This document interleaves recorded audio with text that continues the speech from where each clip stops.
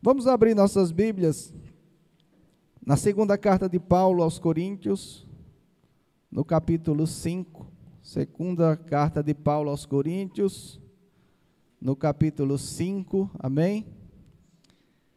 Glória a Deus, aleluias, amém, Jesus. Capítulo 5, amém. Glória a Deus. Diz assim: sabemos que, se for destruída a temporária habitação terrena em que vivemos, temos da parte de Deus um edifício, uma casa eterna nos céus, não construída por mãos humanas. Enquanto isso, gememos, desejando ser revestidos da nossa habitação celestial, porque estando vestidos, não seremos encontrados nus.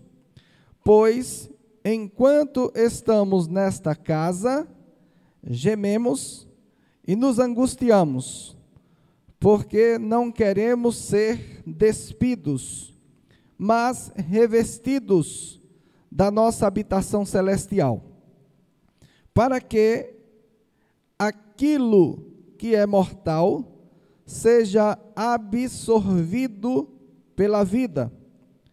Foi Deus que nos preparou para esse propósito, dando-nos o Espírito como garantia do que está por vir. Portanto, temos sempre confiança e sabemos que, enquanto estamos no corpo, estamos longe do Senhor, porque vivemos por fé e não pelo que vemos. Temos, pois, confiança e preferimos estar ausentes do corpo e habitar com o Senhor.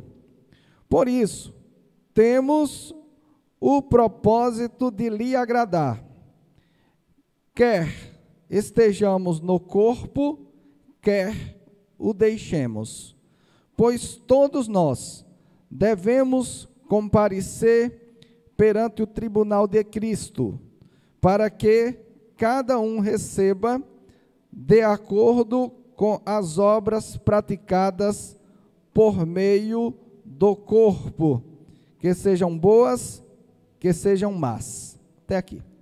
Senhor, nosso Deus, nosso Pai, Deus Todo-Poderoso, nós lemos a Tua palavra, ela foi declarada, pronunciada diante de todos, e nós queremos Te pedir, ó Pai, que o Senhor nos faça crescer no conhecimento dela, Pai, nos trazendo sabedoria, entendimento, e principalmente, ó Pai, aumentando a nossa fé, a nossa esperança naquilo, ó Pai, que está por vir, para a glória do Teu nome, Pai.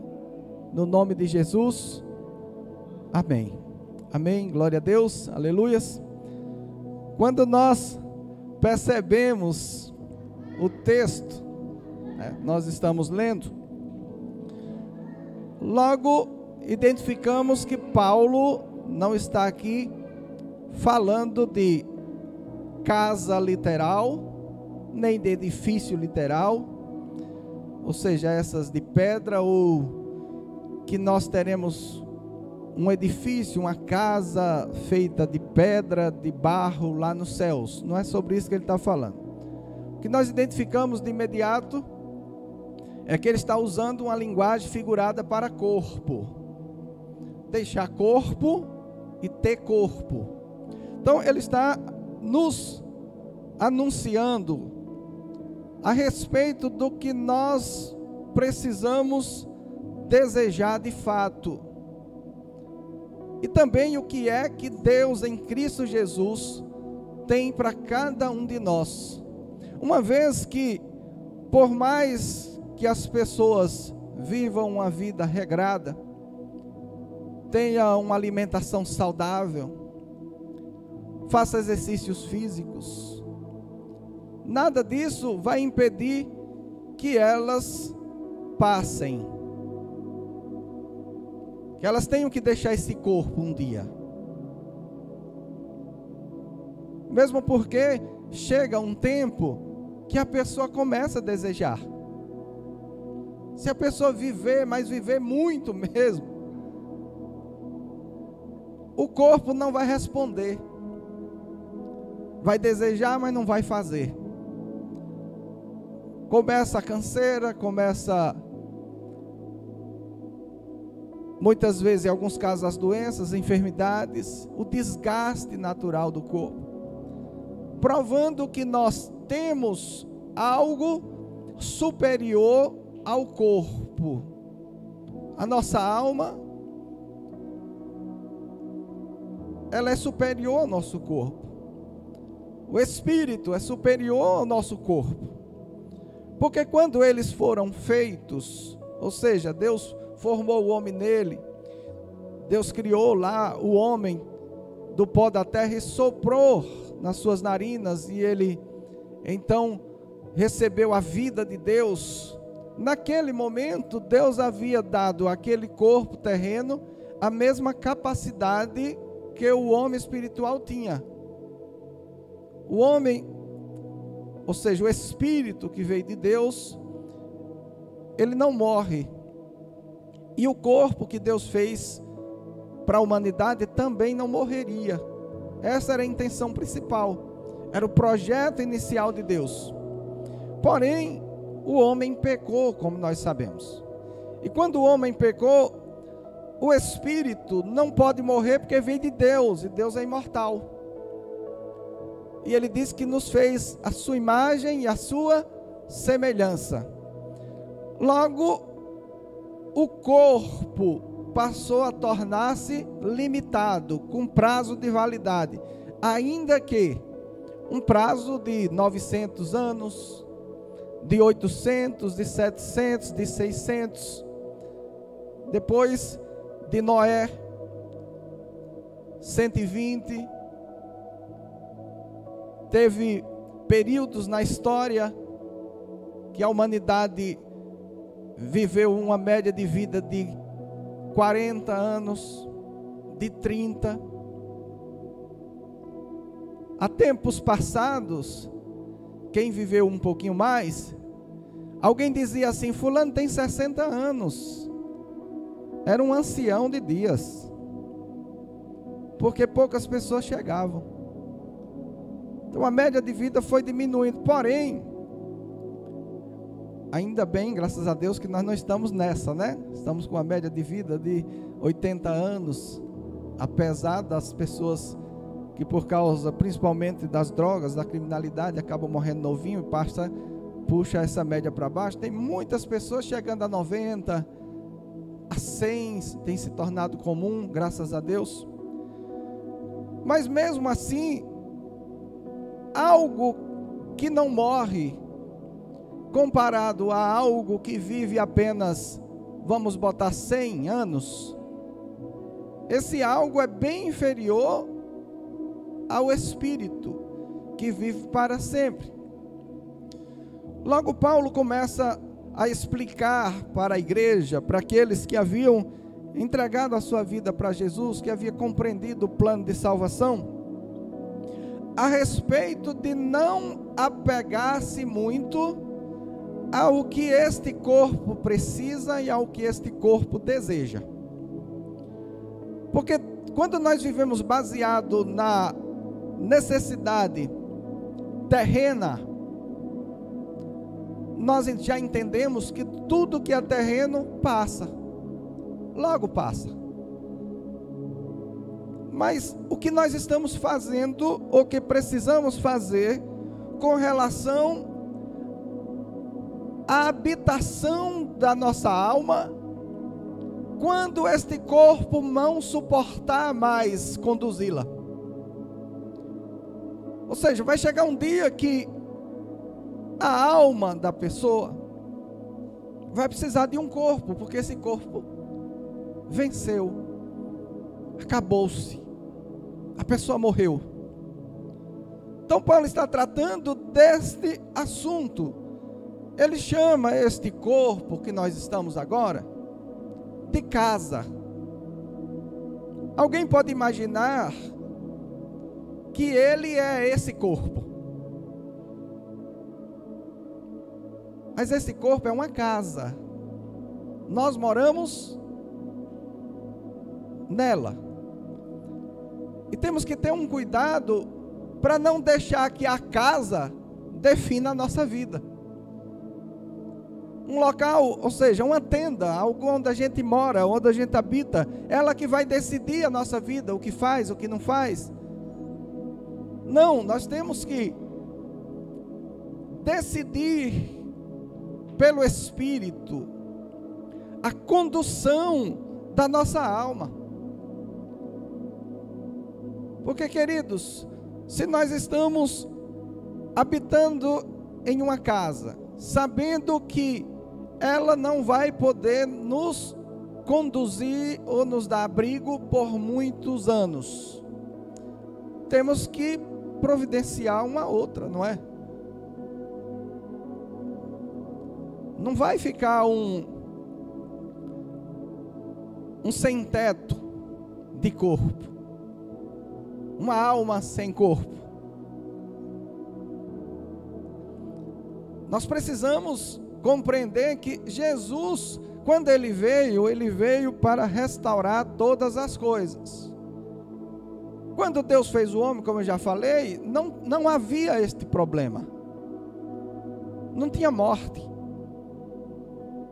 Mas o homem pecou, volta a dizer. Agora existe a morte é um fato real, que nós precisamos encarar e tomar uma decisão com relação a isso. Se é uma coisa que nós não podemos de maneira nenhuma ir empurrando com a barriga, é aquilo que nós precisamos tratar com relação à nossa eternidade, ao depois. Porque, queridos, você pode ter um corpinho bonitinho. Eu não vou falar de vocês não, vou falar do meu, né? Eu tenho obrigação de achar meu corpo bonito, né? Porque eu tenho que andar com ele direto, ainda que ninguém aqui esteja achando, mas eu tenho essa obrigação. Um dia desse eu olhava para as minhas mãos e eram tão lisinhas, mas hoje eu olho e não está tão lisa mais, né? Já tem aqui uns negócios que não deveria estar aqui, mas já tem. Nós vamos tendo sinais na nossa aptidão física, na nossa resistência. Nós vamos tendo sinais que é um fato, passa, vai sendo gastado isso aqui. E nós precisamos tomar uma decisão, e foi justamente isso que Jesus veio fazer. Diz: olha, este corpo é passageiro, porque ele foi gerado em Adão, sob pecado, debaixo do pecado, debaixo da morte. Ele te serve por um tempo, mas não te serve para sempre. Então, quando Jesus vem, ele disse: eu vim resolver este problema. E o interessante é que Jesus não nos prometeu nada que ele não tenha passado. Ele também, a nossa semelhança de homem pecador, se revestiu de um corpo que morre. E ele nos trouxe a instrução de que devemos viver uma vida temente e de obediência a Deus, para que também tenhamos um outro corpo que não morre. Então Jesus passa o seu ministério, como nós sabemos, se entregou numa cruz para morrer pelos nossos pecados. O corpo dele, terreno, morreu. Mas ao terceiro dia, ele recebe um corpo espiritual, ou seja, este corpo celestial que Paulo está dizendo que nós também receberemos. A Bíblia fala que Jesus morreu uma única vez para nunca mais precisar morrer. Ou seja, o corpo que ele recebe na ressurreição, que pela fé é o corpo que nós receberemos, é um corpo imortal. Ou seja, Paulo chama ele tão superior, que aqui no texto nós vimos que ele chama este de casa e o outro de edifício. Edifício é algo muito maior, muito superior. Então nós temos um corpo que é uma casa terrena, e que, segundo Paulo aqui no texto, nos faz gemer. E por que ele está dizendo que faz gemer? Porque se você olhar lá em Romanos, nós vamos ler agora, no capítulo 7, Paulo diz, olha, que existe uma grande luta nele. Duas leis, uma lei do Espírito, que deseja agradar a Deus, e uma lei terrena, que é uma lei que deseja o que a carne deseja. Então nós precisamos, baseado nesse contexto, perceber que tudo que a carne deseja é vaidade. E eu quero aqui dizer o que é esta palavra vaidade no contexto bíblico. Alguém imagina que vaidade no contexto bíblico, ali quando Salomão está falando, tem a ver com esta vaidade de se achar bonito, né, de se enfeitar. Não, vaidade ali, a palavra vaidade quer dizer passageiro. Ele disse, ele viu que tudo era vaidade, ou seja, tudo é passageiro, tudo passa, tudo que esta carne deseja é passageiro, não tem valor algum, e quando for provado pelo fogo é palha, vai passar. Ainda que nós tenhamos a necessidade de nos cuidarmos enquanto estamos nesse corpo, para que ele possa, por este tempo breve, nos ser uma habitação saudável. Que nós vivamos o tempo que tenhamos que viver neste corpo de uma forma saudável. Mas o que ele está dizendo? Este corpo, ele nos faz gemer. Por quê? Porque nós estamos desejando agradar a Deus, nós estamos desejando pelo homem espiritual a fazer o que é da vontade de Deus, e quantas vezes, por causa dos sentimentos carnais, nós nos pegamos fazendo aquilo que nós mesmos não queremos. Que a nossa mente agora não aceita mais. Porque nós já entendemos aquilo que agrada a Deus, e de repente nos pegamos falando algo que não gostaríamos de ter falado, agindo de uma forma que não gostaríamos de ter agido, porque a carne nos faz gemer. Os desejos que nós temos, as ilusões que foram nos ensinadas desde sempre, nos tem ensinado principalmente pelo contexto cultural de cada época. Nós estamos hoje, por exemplo, vivendo uma era tecnológica. Às vezes a gente vê as pessoas falando a respeito de relevância. Quem é uma pessoa relevante para esta sociedade? Alguém que tem milhões de views. Ah, ele tem milhares de seguidores. Não é assim? Fulano é relevante. É uma pessoa aparentemente especial. Antigamente, estas pessoas eram os artistas de cinema, de televisão, porque era uma pessoa conhecida por todos, então ela era relevante. Onde elas chegavam, as pessoas, nossa, chegou fulano. Hoje, isso está na tecnologia, nas redes sociais. As pessoas que têm milhares de seguidores são relevantes, ainda que elas não sejam realmente aquilo que as pessoas seguem. Seja um personagem. Porque nós nunca vivemos um tempo de tanta vaidade como vivemos hoje. Lembra do que eu falei? Vaidade, né? Nunca vivemos um tempo baseado em coisas passageiras como hoje. Você vê, a pessoa, ela é considerada relevante. Sai uma notícia sobre aquela pessoa, no outro dia ela não é nada. Surge alguém famoso hoje, todo mundo acessa, todo mundo vê, passa-se um tempinho, poderia citar alguns nomes aqui, mas não é necessário, de pessoas que no ano passado eram as pessoas mais famosas do Brasil, e que hoje a gente nem fala mais nela, porque surgiu outra pessoa considerada relevante. Então é um tempo que as pessoas estão vivendo baseado em coisas extremamente relevantes, e para ser relevantes, tem deixado de lado aquilo que é essencial. Você percebe como está difícil reunir uma família, por pequena que seja, para dialogar, para conversar, para comer juntos, sem que um celular não esteja dominando? As pessoas se reúnem depois do trabalho, eu sei, talvez aqui não aconteça com vocês isso. Passou o dia inteiro sem se ver, a família, os filhos. Quando chega em casa, um vai para um sofá, outro vai para o quarto, outro vai, cada um vai lá para o seu celular, para a sua TV, para alguma coisa. E as pessoas moram juntos, mas estão distantes, se aproximando apenas na Matrix. Ou seja, elas estão juntas na tecnologia, mas estão separadas. Não tem contato, não se relacionam de verdade.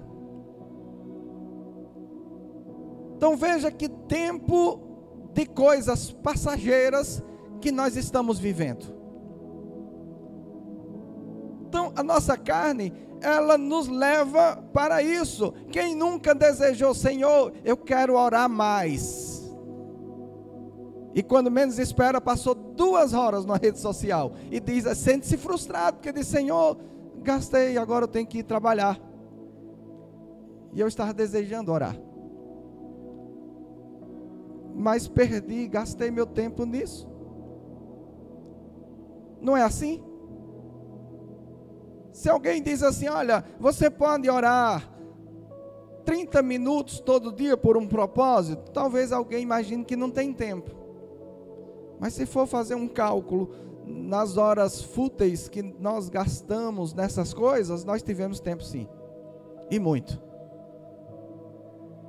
E a humanidade, porque a carne sempre nos leva para coisas que são destrutivas, porque não tem base, não tem raiz, é tudo fútil, é tudo virtual, nada é de verdade. O que é que isso está causando para a humanidade?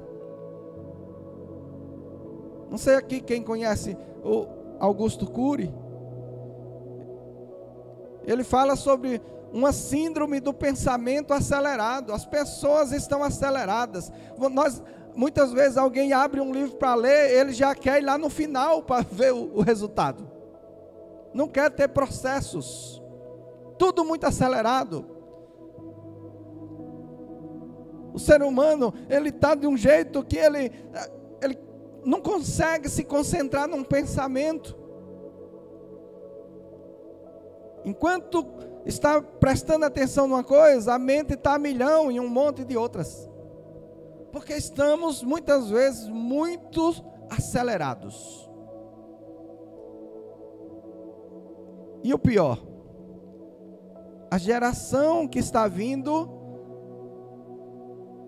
muitas delas estão tendo seus neurônios queimados e não desenvolvidos, neurônios que nem estão sendo criados por causa da tecnologia. Imagine como será essa geração lá no futuro. Por quê? Porque a carne sempre nos leva para aquilo que é passageiro e destrutivo. Qual é a solução que se tem para tudo isso? A nossa dedicação ao relacionamento com Deus. Porque aqui a Bíblia nos fala, diz, olha, se você quer receber algo de Deus, entra no teu quarto, fecha a tua porta e fala em secreto com Deus. E quem pede em secreto, recebe de forma pública. O que é que ele está querendo dizer? é preciso sair das coisas, é preciso parar.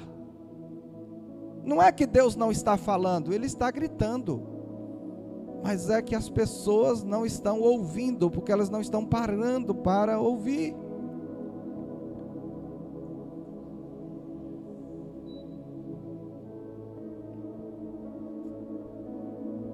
Tudo que nós precisamos para termos uma vida abençoada está em Deus. Deus tem toda a sabedoria, todo conhecimento, tudo que nós precisamos para ter uma vida cheia de Deus, cheia de esperança, baseado em coisas que realmente são necessárias. Porque conforme falei, vai chegar o dia de ter que deixar esse corpo. Só que alguém que tomou uma decisão com relação a este fato, é o que Paulo está dizendo: se eu deixar este corpo, eu estarei ainda melhor, porque este corpo me faz gemer, este corpo me leva para a vaidade, este corpo só pensa nas coisas que são terrenas. Mas se eu deixar ele em Cristo, porque ele me selou com o Espírito Santo, eu tenho esta garantia, ele está dizendo, e nós também, eu tenho a certeza que tem um novo corpo, um edifício, algo extraordinário, celestial para eu habitar. Por isso a morte para aqueles que estão em Cristo, e a Bíblia fala que preciosa aos olhos do Senhor é a morte de um justo. Por quê? Porque na verdade ele está deixando um corpo perecível, um corpo que desagrada a Deus, para habitar em um outro corpo, um corpo que Jesus conquistou na sua morte e ressurreição para nós habitarmos. Existe algo melhor para nossas vidas. Existe um corpo à semelhança do corpo de Cristo. Nunca mais teremos que nos preocupar com enfermidades, com a morte, com a traição. Todas essas coisas são inerentes à terra, a esta terra no modelo que está. Por quê? Porque o diabo encontrou acesso por Adão e Eva para poder agir nesta terra. Mas ele, apesar de ter tentado, ele não encontrou acesso em Cristo Jesus para a nova humanidade. Jesus veio formar um novo povo, uma nova terra, uma nova forma de viver. Em Adão e Eva, o diabo tentou e encontrou acesso. Em Jesus, ele também tentou. Ele ofereceu os reinos deste mundo para que Jesus o adorasse. Jesus disse: somente ao Senhor teu Deus está escrito, se pode adorar. Ele tentou Jesus mandando Jesus tentar Deus, se lançando, porque está escrito que aos teus anjos dará ordem para que não tropece nenhuma pedra. Ele fez tudo que ele podia fazer para tentar Jesus, e Jesus abria a porta para que eles tivessem acesso a este novo de Deus. Mas glória a Deus, porque Jesus não agiu como Adão, Jesus não abriu brecha. Lá no Éden tinha uma serpente. Na nova humanidade não haverá serpentes, não haverá espírito maligno, não haverá tentador, ninguém será seduzido a trair a Deus, porque não haverá esta sedução mais. Deus tem algo melhor para a nossa vida. Paulo está dizendo que hoje, por causa deste corpo, nós estamos separados, entenda, fisicamente de Cristo, mas unidos pela fé. Na fé nós estamos em Cristo, na fé Ele é o nosso cabeça. Mas fisicamente nós estamos separados, porque este corpo que nós ainda carregamos não é um corpo igual ao que Jesus agora tem. Então nós estamos nesta expectativa. de que tudo isso aqui passe mesmo. De que toda essa situação que a terra vive há milhares de anos, ela tenha um fim, e que esta nova terra, ela venha sobre a nossa vida. Ele está dizendo, olha, existem duas formas de nós nos apropriarmos deste novo corpo. Uma delas é quando morremos. Existe um corpo à nossa espera. A segunda é na volta de Jesus, quando nós seremos revestidos. Ele disse, o mortal será revestido do imortal. Ou seja, muitos não passarão pela morte, mas serão transformados, receberão um novo corpo. E eu quero muito que seja a gente, que não precise passar pela morte, mas pela transformação.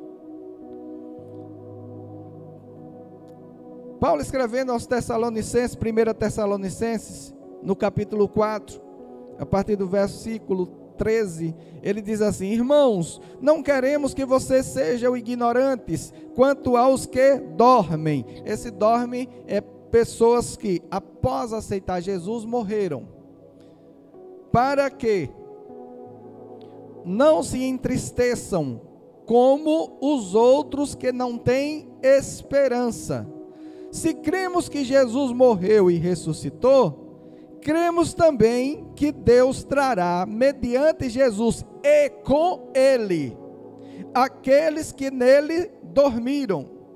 Dizemos a vocês, pela palavra do Senhor, que nós, os que estivermos vivos, os que ficarmos até a vinda do Senhor, certamente não precederemos os que dormem, pois dada a ordem, com a voz do arcanjo e o ressoar da trombeta de Deus, o próprio Senhor descerá dos céus, e os mortos em Cristo ressuscitarão primeiro. Depois nós, os que estivermos vivos, seremos arrebatados nas nuvens, arrebatados com eles nas nuvens, para o encontro com o Senhor nos ares. Assim estaremos com o Senhor para sempre.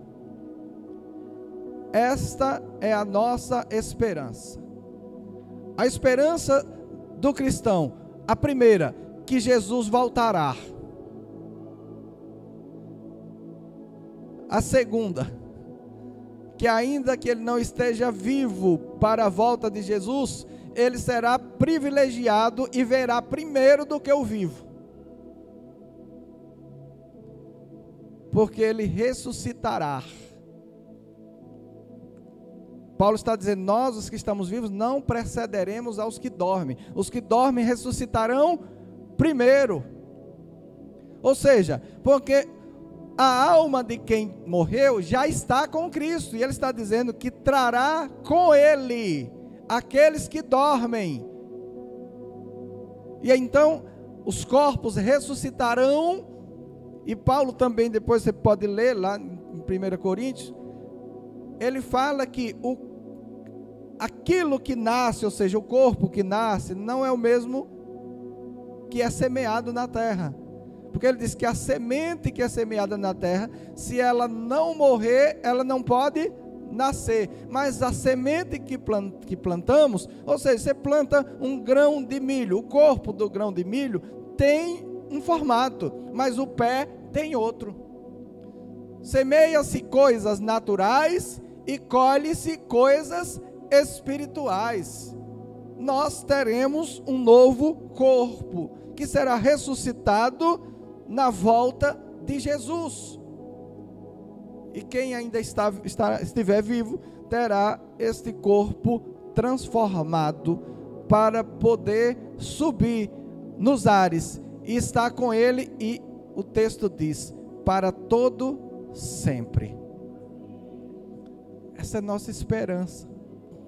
É por isso que nós, ao entendermos o que Jesus fez na cruz do Calvário, nós nos rendemos a esta verdade. Porque com relação ao que está por vir, nós temos uma esperança. Não há nada pior para um ser humano do que não ter esperança. Isso não só com relação à vida eterna, mas em qualquer coisa.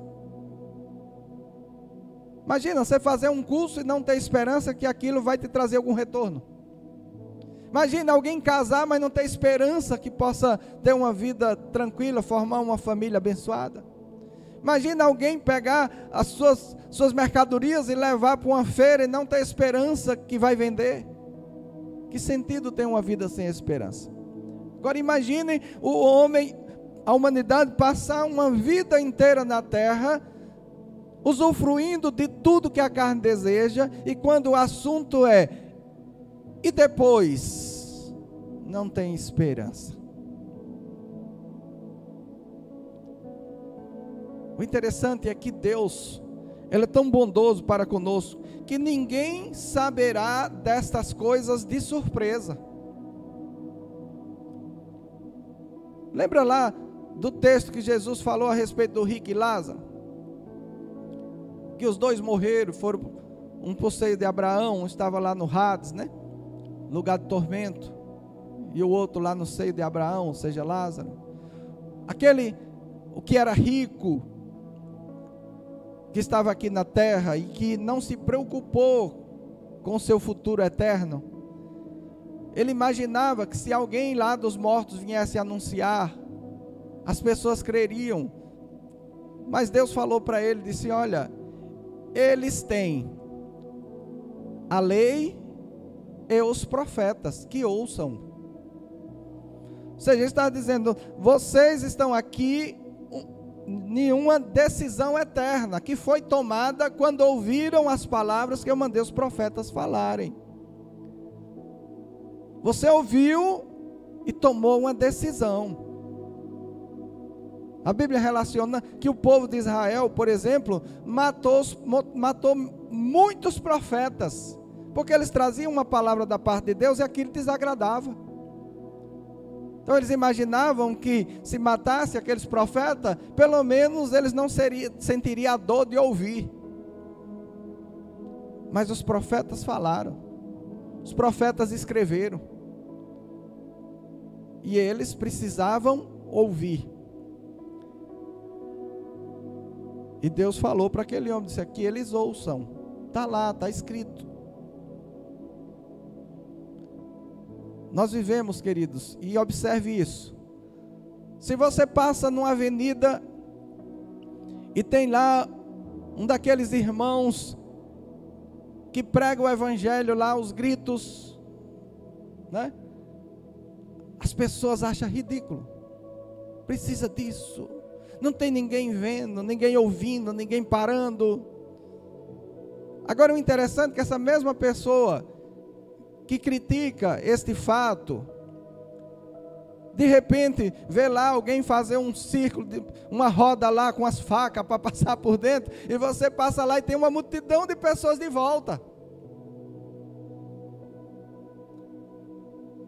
Tem alguém lá vestido de palhaço, seja lá o que for, fazendo o que chama-se de arte. Vai lá, as pessoas param. O evangelho, ele está sendo pregado. Querido, ninguém, por isso que o texto lá que nós lemos em Coríntios, ele disse, cada um dará conta do que fez no corpo.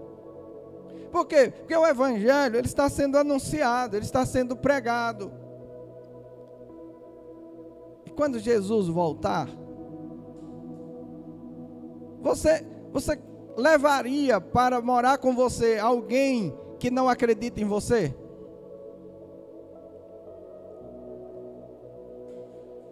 Você construiria lá uma mansão, tudo do bom e do melhor, e mandava anunciar para as pessoas, olha, eu estou construindo uma mansão e vou aí pegar vocês. Vamos pensar em uns parentes, né? E aquelas pessoas dissessem: está delirando, construção nada, rapaz, deve estar lá trabalhando para os outros, na rua, né? Não tem nada, e começar a se zombar. Você acha que essa pessoa ia dizer: olha, eu vim buscar vocês, estavam zombando de mim? Ou ele viria buscar alguém que dissesse assim: não, realmente, o que ele está falando é verdade, eu acredito nele. Então Jesus está falando há 2000 anos, há mais de 2000, eu virei para recompensar aqueles que acreditam em mim, aqueles que dão crédito, aqueles que entregam a sua vida a mim. Ele vem buscar, ele diz que nos salvou da ira, porque, queridos, Deus é tão longânimo, que desde Adão, ele havia dado uma sentença antes de Adão pecar. Adão pecou, e desde lá Deus tem sido longânimo para com a humanidade. Dizem-se aí que em torno de quase 6.000 anos de humanidade, e Deus está esperando, sendo longânimo e dizendo, geração após geração, vai chegar um tempo que vai acabar tudo, eu vou gerar uma nova humanidade. Certa feita alguém disse: por que Deus, quando o homem pecou, Deus já não acabou lá com o homem, acabou com tudo isso? Já encerrava, né? Eu digo: deixa eu dizer uma coisa para você, ele não fez isso lá, mas tem um dia que ele irá fazer. Mas ele está avisando há muitos e muitos anos: arrependam-se e creiam no Senhor Jesus, para que vocês sejam salvos. Salvos de quê? Da ira de Deus. O tempo aonde ele trará a condenação àqueles que desobedeceram. Quem desobedeceu? Todos, inclusive eu. Porque todos pecaram e destituídos estão da glória de Deus, a Bíblia fala. Mas o que é que fará com que alguém, mesmo tendo desobedecido, não seja condenado na mesma condenação dos outros? O fato de Deus ter mandado Jesus e você ter aceitado. O fato de Deus ter mandado o barco, como foi a arca de Noé, e alguém ter dito: eu acredito nisso. E aqueles que acreditaram, Noé e sua família, não morreram, mas dos outros não sobrou ninguém. Então virá um tempo, e não como no tempo de Noé, que Deus ainda permitiu que fosse recriada uma outra humanidade que ainda fosse descendente de Adão, porque Noé era. Mas a próxima humanidade só ficará aqueles que são nascidos da água e do Espírito, não mais do que é carnal, mas do que é espiritual. E Deus está nos dando este tempo para que nós nos enquadremos nesta transformação que Deus está trazendo para a humanidade. Este tempo de adaptação, onde nós desejamos esse novo corpo, onde nós desejamos Jesus e dizemos: Jesus, eu sei que assim como todos eu pequei, assim como todos eu falhei, assim como todos eu também era descendente de Adão, mas se o Senhor, mesmo eu sendo quem sou, deseja me salvar, então aqui estou eu. Eu quero fazer parte desta nova humanidade. Interessante que as coisas, né, elas têm tudo a ver com a formação do homem. Vocês já viram um vídeo como o ser humano é formado? Cada bebê que nasce, eles poderiam ser milhares de bebês, não era? Porque são milhares e milhares no sêmen do homem, com possibilidade de ser bebê. Mas não são todos que conseguem perfurar o óvulo. Já percebeu? Em alguns casos 2 ou 3, mas o normal 1. Consegue entrar na vida. Eles também, de certo modo, eram vivos. Sim ou não? Os espermatozoides são seres vivos, não são? estão lá se movimentando. Mas se ele não conseguir perfurar o óvulo, ele morre. Acabou. Aquele que conseguiu romper aquilo é que vai ser a vida. Da mesma forma, querido, imagine que a humanidade é esses seres que eu acabei de falar, milhares e milhares. Jesus é o óvulo. E Ele está nos chamando, só que este óvulo nós não temos que romper, porque Ele rompeu. Nós só temos que deixar que Ele nos envolva, para que este novo corpo possa surgir, para que nós tenhamos esta garantia. Não vai adiantar os clamores que são feitos nos velórios. E está lá, que Deus o bota em algum lugar. E a gente, por respeito aos sentimentos, não fala. Mas a vontade quer dizer, Ele quis ir para um bom lugar. Ou milhares de vezes alguém falou sobre Jesus, Ele disse que não. Diz, como é que você está desejando botar em um lugar que você acha que é bom, que a pessoa não quer ir?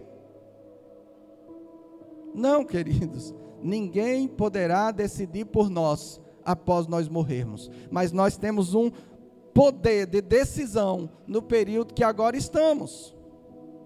E eu não estou dizendo para você fazer isso por medo, não estou dizendo para fazer isso porque o pastor está com 2 espadas no seu pescoço. Não, tudo que você precisa fazer é permitir que o Espírito Santo comece a te envolver. Querido, certamente quando o Espírito Santo falar contigo, eu nem vou precisar pregar, você já vai chegar dizendo, pastor, eu agora sou um cristão.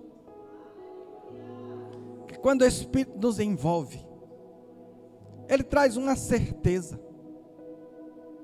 de tudo aquilo que é espiritual. E por que nós pregamos? Porque a Bíblia diz que a fé vem pelo ouvir, e ouvir a respeito de Jesus. Então, a minha missão é falar. Você ouve, como um dia eu também ouvi. E aquilo que nós vamos ouvindo, vai mostrando que a vida não é realmente aquilo que nós pensávamos que era. Porque em uma vida, como você perguntar para alguém, qual é a única certeza que a humanidade tem? Aí as pessoas dizem, a morte, não é isso? Eu não. A única certeza que eu tenho é a vida. Porque ainda que morra, viverá, é o que Jesus disse. Então, como viver uma vida feliz, certo da morte? Agora, quem está esperando a vida tem outra forma de pensar. É o que Paulo estava dizendo. Ele disse, olha, eu estou na expectativa do dia que eu vou deixar esse corpo. Enquanto a humanidade está desesperada com medo da morte, Paulo estava dizendo, eu vou deixar ele. Porque eu tenho um outro. E o outro não é qualquer corpo.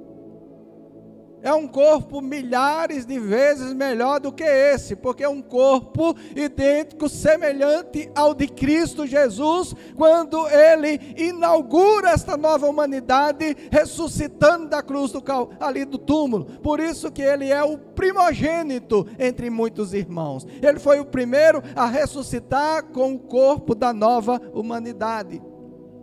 E é isso que nós estamos esperando, queridos. Então que o Espírito Santo fale com cada coração.